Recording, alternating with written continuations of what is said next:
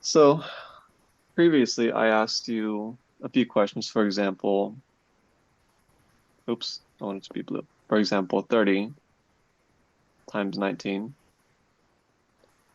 How would you go about evaluating this? I would do 30 times 10 and then 30 Hmm. times 9 and then add those results together. Okay, that's a good method. Can you go ahead and get an answer for that? Yes. Okay. Um,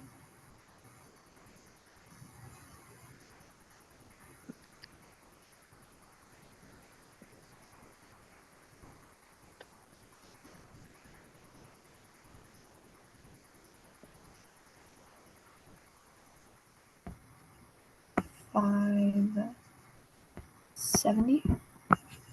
Okay. How did you arrive at that answer? I did 30 times 10, which is 300, Hmm.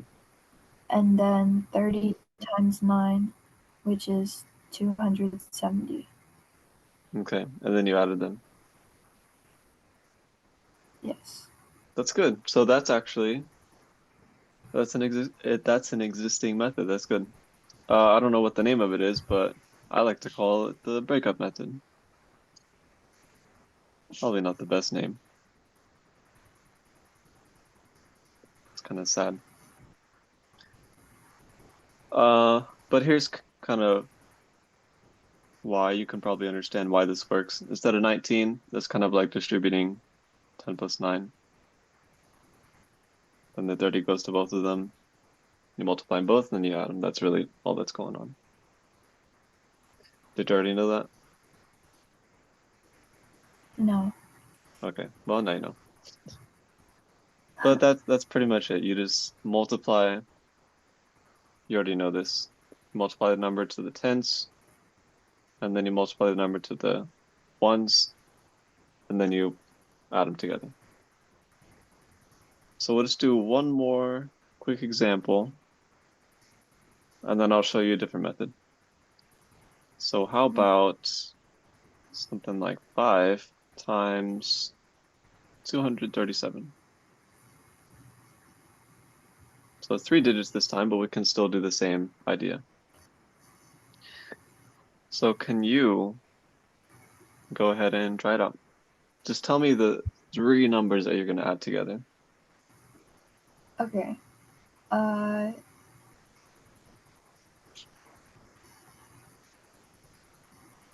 so 1,000, Okay,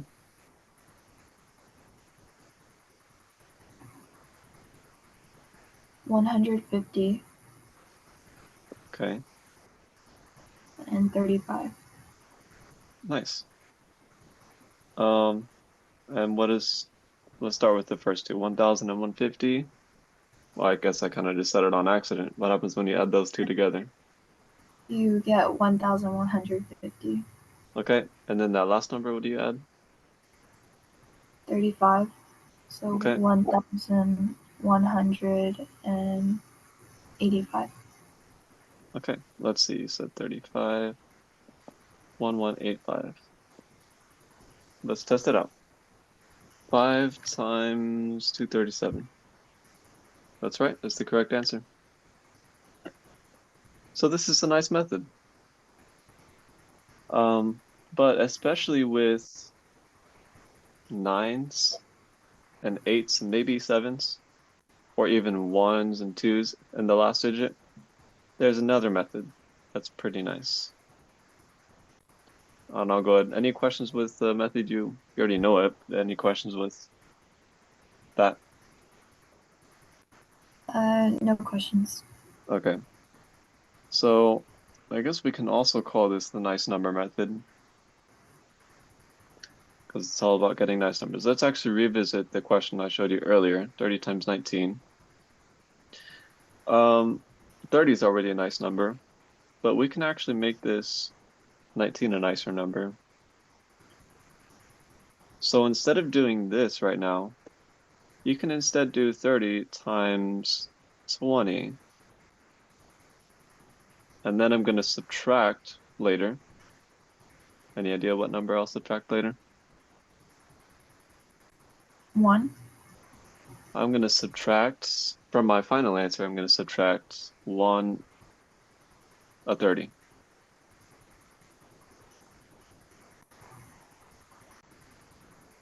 Oh, okay. Any idea why that works? Because when you say 30 times 20, you're adding one more 30. Yeah, we're doing an extra 30. So let's go ahead and try this method. Let's do the 30 times 20. What is that? It's going to be 600. Mm-hmm. And then minus the 30, what is it? 570. Mm-hmm. That's right.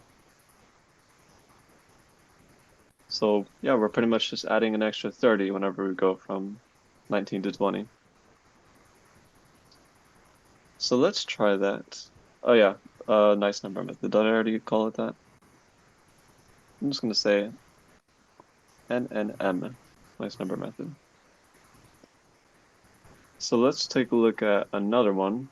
How about 17 times, I guess for now we'll do another nice one, 21. So what can we do here?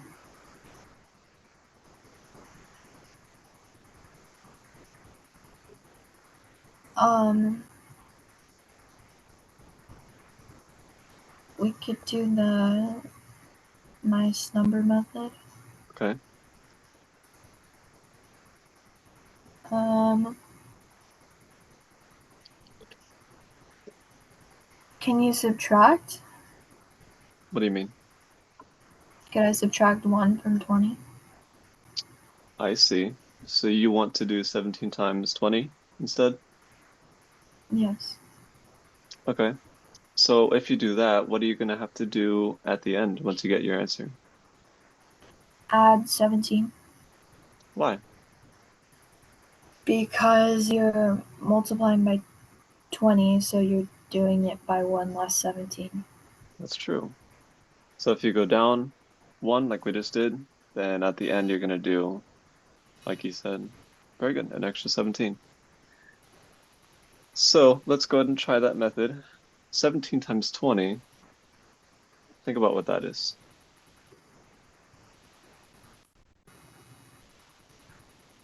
Um,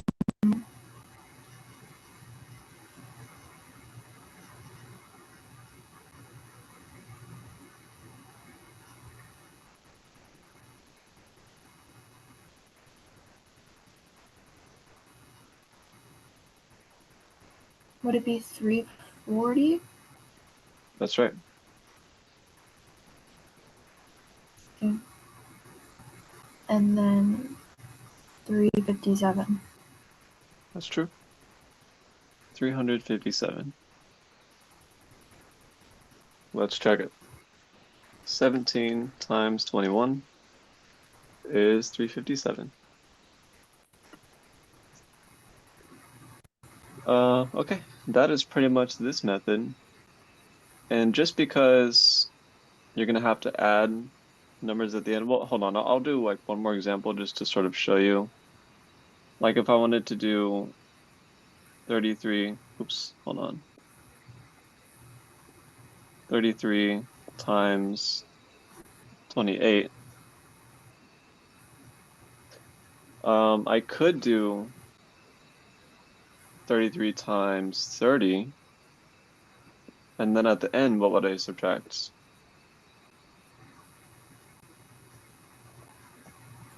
You would subtract 66. Right, because that's two 33s. So that's, you're right, 66. Um, and whenever you get to do questions like 33 times 25, it gets a little bit tougher to do that method because, well, then we're probably gonna have to manipulate this number instead and do 30 times 25. And then let's see, I just made that smaller, so I need to add 75. So like whenever you're starting to add larger and larger numbers, this method gets a little bit more difficult. But you can still do it. It's just a little bit more difficult. You know what I mean by that? Yes. Okay. So now you can kind of understand the strengths and weaknesses of this method. It's really nice when you have an 8 or a 9 or a 1 or a 2. That makes sense. Yes. You know what I mean when I said like 1, 2, 8, and 9? Um, is it because those are the easiest to increase? Right. Like with this one, it's pretty easy because that's just only 117. It's not like I need to do like 3 or 4 17s. Okay. So, I'm going to show you one last multiplication method, and then we'll look at something else. This is one of my favorites because this whole idea was founded by, I think it was the Egyptians actually came up. Well, I don't know if they came up with it, but we know they knew about it. And people today don't know about it. So let's go back to that question I talked about earlier, a long time ago, 16 times 25. So 16 times 25 is not really that fun to do. Would you agree? Or Yes. did you have a different, did you have a, I forgot which method you used in doing this. I would do like 16 times 20 and then 16 times 5. Okay. Okay. So there's something we can actually do to make this an easier question for ourselves. Let me ask you this. If I have a quantity, some value, and I multiply something to it, like I multiply 5 to it, and then I divide 5, is anything going to happen to that quantity? No, it's gonna stay the same. Right, because that multiplying by 5, dividing by 5, they kill each other. Hmm. What if I decide to do it with 4? Multiply by 4, divide by 4. They kill each other again. Right. So it doesn't matter what number I do, right? Right. So let's use that to our advantage here, because we can view this expression, this as a whole, this expression has one value. 16 times 25 equals something, right? But maybe here Hmm. I can divide something, and here I can multiply something, the same number. That way it stays equal. So what's a really nice number that I could divide? Well, actually, how about this? Maybe we can look over here.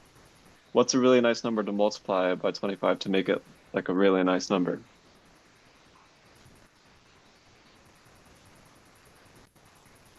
Uh, 4? Yeah, 4 is probably the best one. You want to make it 100, right? Yeah. And then over here, you can divide by 4. So 16 divided by 4, what's that? 4. 4. And then 25 times 4, what's that? 100. Yep. So instead of doing 16 times 25, we can do 4 times 100. Wow. So then our answer is 400. And just to check again, 16 times 25 is 400. So you could even use this method in combination with these previous methods, if you'd like. So, for example, I don't know if we had any that we could really do. Yeah, not so much. Well, maybe here with 30 and 19, there's kind of something you can do. 30 times 19, that's what we had, right? Maybe instead Hmm. you could do like divided by 10 and times 10, just to give the 19 the 0 instead. Okay. That might be a little bit nicer than doing 30 times 19. I think that looks a bit nicer. What do you think? I agree. So even if it's with 10, even if it's with 2, at least it gets you somewhere a little bit easier. And if you really want, you could take this to the extreme and just keep doing it with 2 until you get 1 on the other side. You know what I mean? Like just doubling a whole bunch. Yeah. But I would just stop whenever you get like a nice. Wait, did I mess something up? I forgot to put 200 here, huh? Times Oh, okay. 400. There we go. The reason I like this method so much is because you can choose what number to do. You have so much control over how easy you make it. You know what I mean by that? Yes. One of my favorite methods. Um, and I was thinking of a name. I thought of this last night, and I'm really proud of it. So here you multiply, right? Mm-hmm. And here you divide. So it's like multiplication and division method, or you can just call it the MD method, like a doctor. Anyways, that's the whole concept. Um, so I'll show you maybe one more application where this can be used. How about like, hmm, how about something kind of ugly? 49 times maybe 12. Or even I'll do 11 just to make it nicer. So notice this one, you have a 9 and a 1 in the end. You really could do the methods we talked about earlier, like the nice number method. Mm-hmm. But just for now, we're going to go ahead and do the MD method, I guess.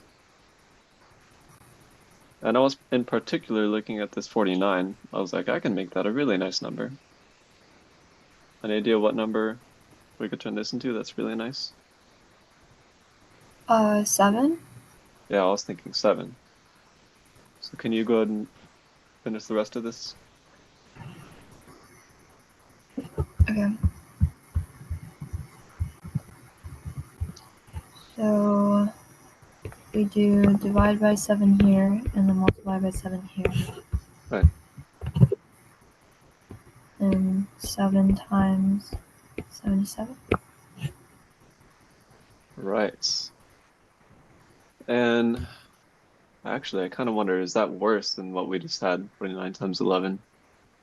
It might be. I think it might be worse. So there you go. We probably should have done the other method then. But there's no doubt that this can make things easier in some situations. Actually, wait, hold on. No, this is still pretty bad. So then, yeah, this probably would have been good for the other method. So that's kind of nice. This has its limitations too.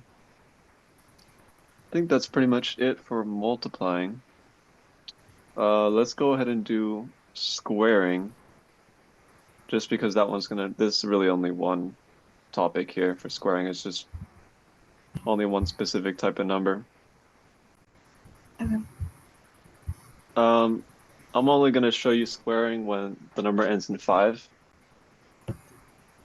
Just because all the other methods, I don't think they're worth learning because they're a little bit too difficult. They take too long, my opinion. So we're going to look at numbers like 65, 75, oops, that's a 5, 35, anything that ends with 5. And I don't know why this method works. I haven't looked into it. Let's look at 35 squared, for example. So since I don't know why it works, I can't really explain I kind of just have to tell you the method. So let's say we need to do 35 squared. What you do is you take this 3, we'll do 3 times the next digit after 3, which is 4. Mhm. And those are going to be your first 2 digits. And then you just add 25 at the end. So 3 times 4 is 12, so that's going to equal 35 squared is 1225. That's it. Okay. So, for example, 75. Yeah, let's see. So 75 squared. So again, we're going to start with the 7. We're going to do 7 times the digit after 7, which is 8. So that's 56. And then you just add 25 at the end. That's it. Okay. That's the whole method. I don't know why it works, but it's insane. I don't know why it makes things really, really easy, in my opinion. I agree. Um, let's see. I don't know how much time we have. So we got through multiplication, we got through squaring. This is pretty much the whole method.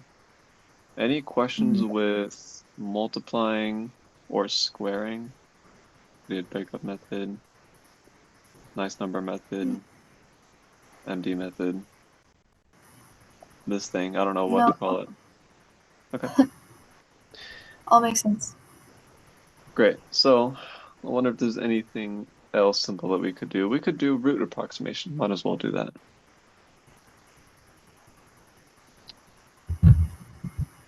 So we're just going to look at square roots. So oh, square root approximation.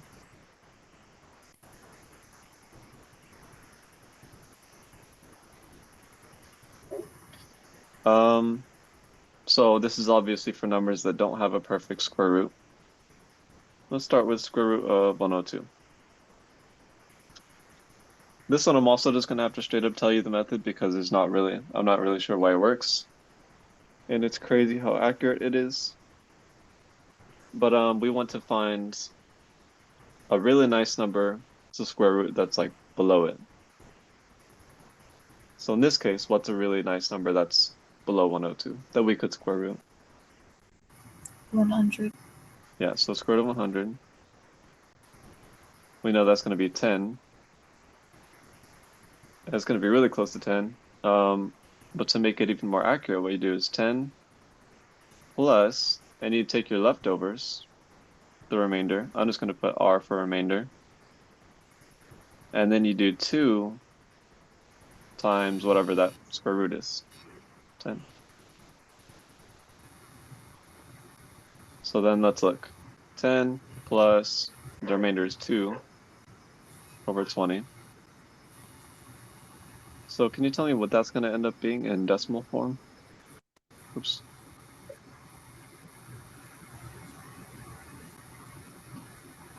Um,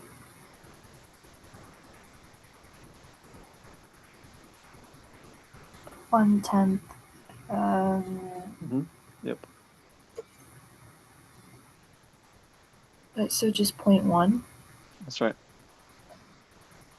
So now I'm going to get the square root of 102.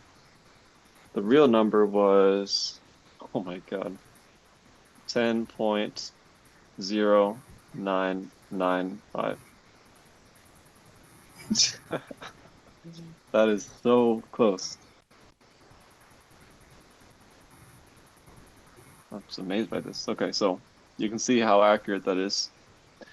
Yeah. Again, we have the remainder here, and pretty much whatever the square root is, that goes here, here, here, and then your remainder goes up here, up in the top there.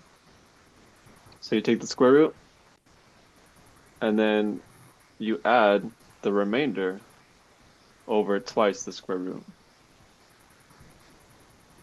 And this, you Okay. just want to try and change that to decimal form, really.